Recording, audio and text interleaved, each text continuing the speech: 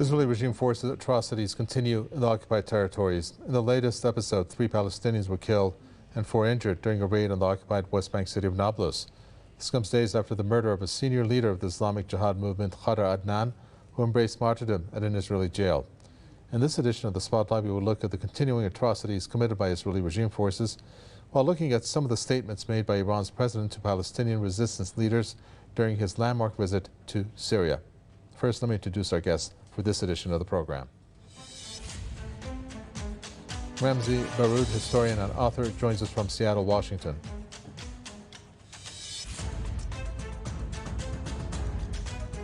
Also joining us, Said Nimr, professor of political science at Birzeit University, who joins us from occupied Ramallah. Gentlemen, welcome to you both. Ramzi Baroud, I'll start with you. Just taking a look at what has occurred over here in this one incident in occupied Nablus. We're looking at 3 Palestinians to have been injured, and 4 more to 3 killed, 4 injured during this raid. What is alarming about this, based on the Palestinian Health Ministry, who said 2 of the martyrs were completely distorted in terms of their features due to the intensity of the shooting. I'm wondering what you think about these raids that are continuing, because one of the premonitions, or one of the statements coming out of the Israeli regime forces, is that they are killing based on them being suspects, or that they may commit crimes in their eyes, which doesn't make sense as to using that as an approach to either detain or kill Palestinians. Right. So I first of all, thank you very much for having me on your program, and it's nice to be back on Press TV. I think it's very important that we keep in mind the larger context of the killing of the 3 Palestinian fighters in the old city of Nablus today. And we also have to mention that a 4th Palestinian, a woman, was killed near Hawara as well in the West Bank. The context of this is what has been taking place in Gaza, and earlier the death, or the deliberate really killing of Adnan Khader, Sheikh Khader in Israeli prisons.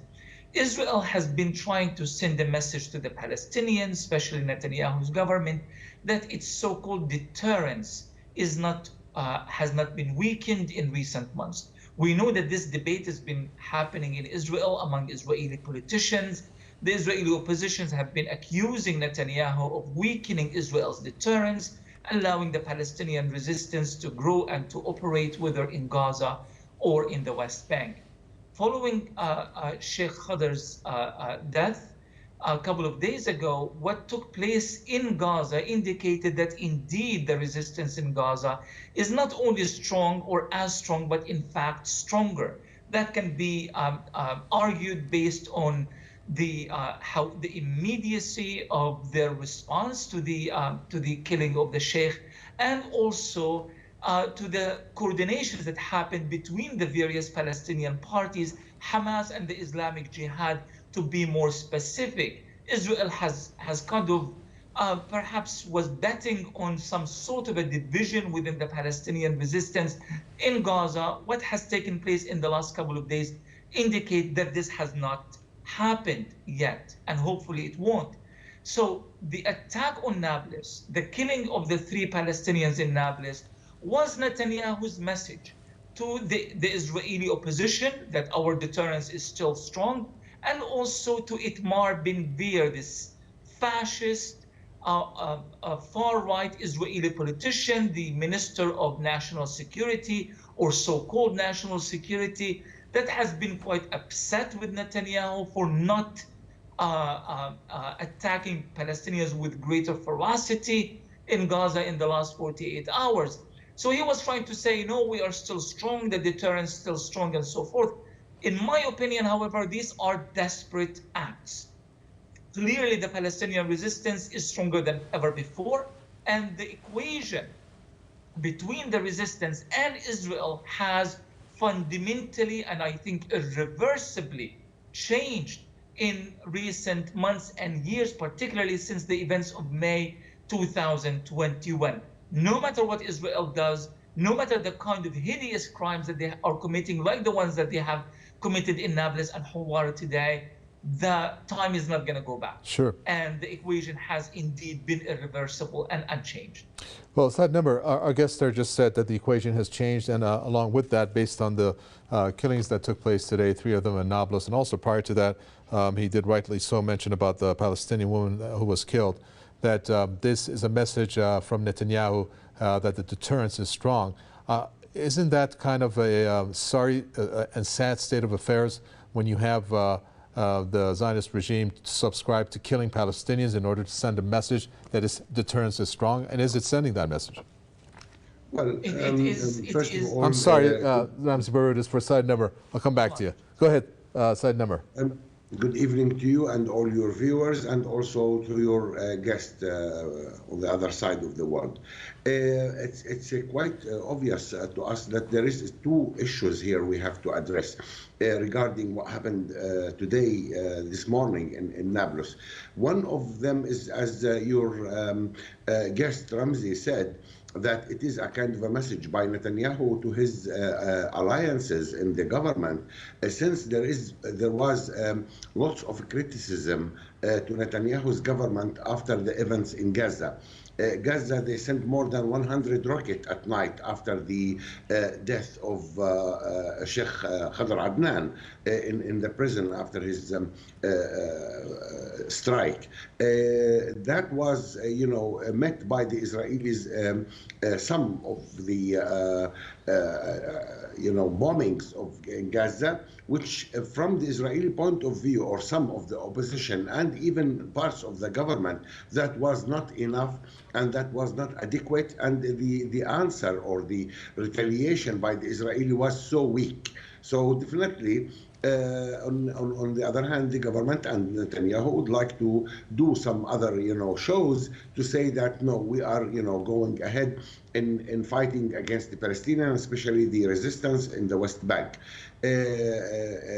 But on the other hand, there is another issue here which we have to understand quite well, that this is an Israeli policy which is continuing since last year, or even before last year, and it's going on a steady way. The aim is to end the Palestinian resistance in Jenin and in Nablus, as well as in Jericho. Jericho now for 13 days been under siege, and also the day before yesterday they were inside Aqbat Jabr refugee camp, and they were trying to get, because there were some group of also resistance growing in Aqbat Jabr. And if you remember, in many occasions we said that this phenomena of Palestinian resistance is growing, and it's growing steadily.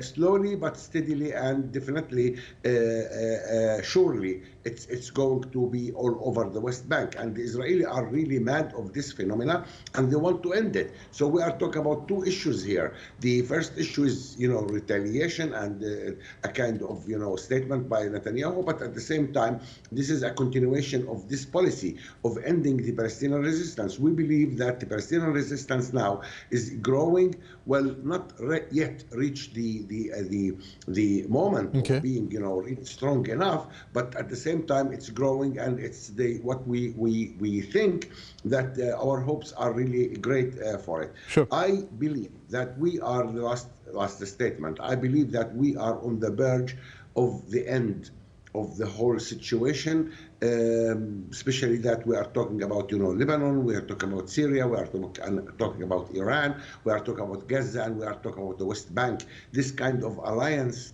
in general, I think it will come soon, and Israel is pushing itself and pushing the Palestinians and pushing the whole area into really a final episode. Yeah, we're going to talk about that alliance that you just mentioned a little later. Before that, let's go along those lines, Ramzi Baroud, where we're seeing report after report, whether it's through the media or what have you, that Israel is looking rather weak. It was pretty evident when there was some rockets that were fired from southern Lebanon, and there were reports that Israel actually retaliated, but it was onto open fields. It didn't go after bombing southern Lebanon. Later it turned out that Hamas took responsibility. And Israel came out and said, we're alarmed by resistance groups now in southern Lebanon. because it gave the feeling that Israel feels like it's encircled, which in a sense it is. If you take a look at it from the Gaza Strip to Lebanon to Syria, and of course if it dares to cross the red line when it comes to Iran. Is that why it's rather reluctant to get engaged in any military incursions of any kind at this point in time with any of these resistance groups? Absolutely. I think in order for us to understand what is transpiring now, we have to compare it to what was the status quo in the past. Let's remember what happened in Gaza in 2008-9, when Israel attacked Gaza with ferocity, killing thousands of people. And I do remember it was, I think, Tzipi Livni, she was kind of an acting prime minister at the time, and when she was asked about the disproportionate response to Palestinian rockets, she answered with something to the effect of, we want to send a message to the Palestinians that if we get attacked, we go crazy, something of that nature. Now, those years and those days are behind us now. This idea that Israel determines the time and place of the battle against Palestinian resistance and uses violence as a way to achieve political ends in Israel itself, and to do what they call mowing the grass, meaning that kind of keeping the Palestinian resistance at a very low primitive level of in terms of infrastructure and capabilities. Those years are behind us. In the last few days, we have been seeing Palestinian resistance fighters using surface-to-air missiles, using the kind of technology that would have been unthinkable in the first Israeli war on Gaza in 2008 and 9. And Israel is no longer able to achieve political ends at home. To the contrary, engaging with Palestinians in the military field will always cause Israeli politicians in terms of weakening their hold on their usually far-right constituency in Israel. But something else has happened, and it's quite dramatic, and that is the fact that Lebanon is back, the fact that the Syria war has been kind of largely marginalized. It's not as it used to be in terms of the intensity of the military action and so forth. Hezbollah is back, the resistance is back, and South Lebanon is becoming once more an important factor in all of this.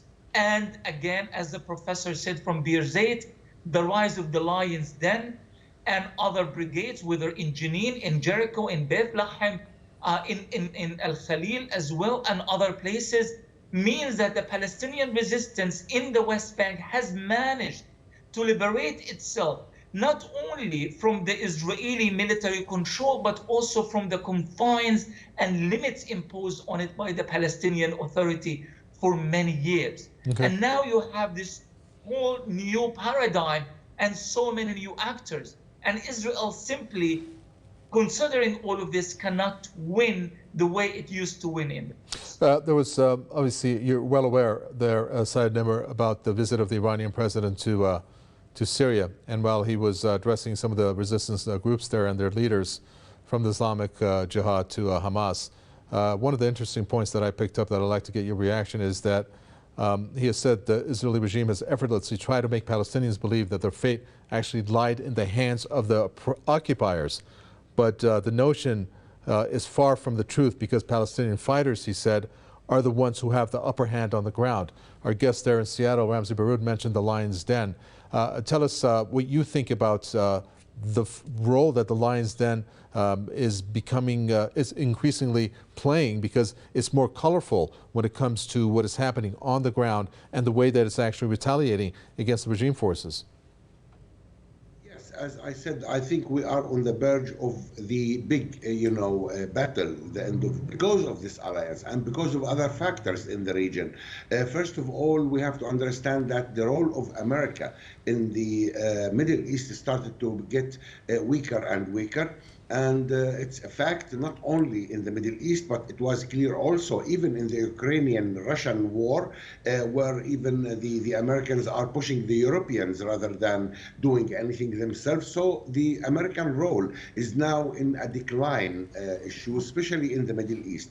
And that, was clear when Saudi Arabia now is closer to Iran, and they are now normalizing the relationship between Saudi Arabia and Iran, and so other Gulf states. It means that now we are accepting Iran. Just last year, it was the other way around. They were running to be in alliance with Israel against Iran in a way or another. Now it's the other way around. So these are new facts on the ground, because everyone is realizing now that the American role is getting weaker and weaker in the Middle East, and that will be for the benefit of the alliance of the resistance in general. And I mentioned also Yemen also. Yeah, we are talking about Yemen, Iran, Syria, and Lebanon, and also to a certain degree Iraq. So all those, in addition to the Palestinian resistance, whether it's in Gaza or in the West Bank. So we are now reaching the limit of the end, if you like, of this stupid project, which started like 75 years ago, a Zionist project, colonialist project based on hatred, violence, and racism. It's going to be ended definitely. And all the accounts, if you like, around us and the indications in the region indicates that, yes, we are on the right path. We need now for the Palestinian resistance in the West Bank to be stronger and more even resisting. Also, we need a unification in all of the on the ground, not necessarily by Palestinian Authority and Hamas or whatever we are talking about, but we are talking about the field unity for all Palestinian resistors in order to defeat this project once and for all. So the news of Iran and Saudi Arabia reconciling was big news, Ramzi Baroud. I mean, a lot of people were actually very shocked. Many entertained it. The CIA chief said that the U.S. was blindsided, but that really was a tectonic shift in the region. Put it into context for us when you have that on the one hand. On the other hand, you have Syria that's being invited back into the fold. And then you have the news that has happened in the past couple of weeks, which is quite, in a sense, unbelievable. And that is the fact that Saudi Arabia actually received the Hamas delegation recently in order to see how it can mend ties. And just in the past days, Saudi Arabia said that it is also interested in reconciling with Hezbollah. I mean, I'm wondering what Israel thinks about all this happening at this point in time. It really is incredible. I mean, just a couple of years ago, we were under the impression, well, some of us were not, but many were under the impression that the history was moving into a single direction and there was no other possibility. Jared Kushner and his, company, were pushing, the Abraham Accords. More and more Arab countries start joining. We Palestinians were just basically scratching our head. What has happened? And yet the moment you feel like the fate of Palestine, as far as relationship with its Arab environs and of its Middle Eastern and Muslim environs were concerned, as soon as we felt that was over, it somehow a whole new historical direction was recreated by circumstances partly completely outside the control of anybody in the region. And I'm talking here specifically about the Russia-Ukraine war, the new global competition, the geopolitical turf war going on between the West and its China, Russia, and others, the rise of nations like the rise of new entities like the BRICS nations and others, and suddenly that opened up new breathing room, new spaces for countries. Even beyond the Middle East, if you look at even Burkina Faso, Mali, the Democratic Republic of Congo, Venezuela, and others are now finding more space to operate politically and to challenge their former colonial powers. France, Germany, the United States, Britain, and others. The Middle East was not the exception. Thank God for that. they were not the exceptions, and they found that there are new margins and new opportunities, and to their credit, they seized on these historic opportunities. And it really is something that is fundamentally different from what any of us had expected, to seeing Iran with the Saudis joining forces at, yes, taking the first steps in creating a new type of political platform in the region that challenges the American-led, Israeli-led regional platforms, and to see all of these possibilities just being ignited all at once. I can't even tell you and emphasize how empowering all of this is for the Palestinian people. And instead of feeling isolated and marginalized, suddenly we are back at the center of the story. Well, we can detect that in the tone of your voice there, Saad Nimr, in terms of the optimism that you have, because obviously based on previous interviews, the show of confidence in your outlook there is more visible now as opposed to before, and that's great, really. But what do you think about the fact that you have now Israel to be now completely alienated? Because when you have this reconciliation that has happened between Iran and Saudi Arabia, and with the somewhat of a warm approach that Saudi Arabia has had towards Hamas and Hezbollah, Israel needs to then, is the sole entity now, needs to rethink its approach when it comes to Palestinians. That's, however, a far cry. So how do you see Israel reacting to all of this?